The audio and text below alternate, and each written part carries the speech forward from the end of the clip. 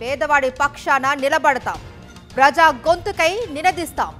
Voice of voiceless, తెలుగువారి మనస్సాక్షి సాక్షి TV. సాక్షి TV ప్రసారాల కోసం మీ స్థానిక కేబుల్ ఆపరేటర్ను వెంటనే సంప్రదించండి.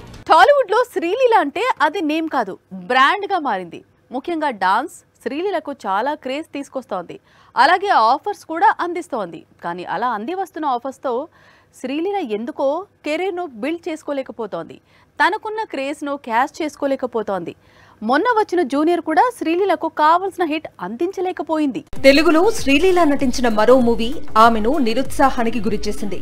లాస్ట్ వీక్ రిలీజ్ అయిన జూనియర్ కూడా శ్రీలీలకు కావాల్సిన హిట్ దిశగా పరుగులు తీయటం లేదు. దీంతో శ్రీలీల హోప్స్ అన్ని నెక్స్ట్ రిలీజ్ పైనే ఉన్నాయి. అసలే ధమాకా కాంబినేషన్. మరి మాస్ జాతర మెప్పిస్తే సరే, లేకపోతే టాలీవుడ్ లో కష్టాలు పెరగటం ఖాయం. 2022లో ధమాకా రిలీజ్ అయింది. శ్రీలీలకు కావాల్సినంత క్రేజ్ తెచ్చిపెట్టింది.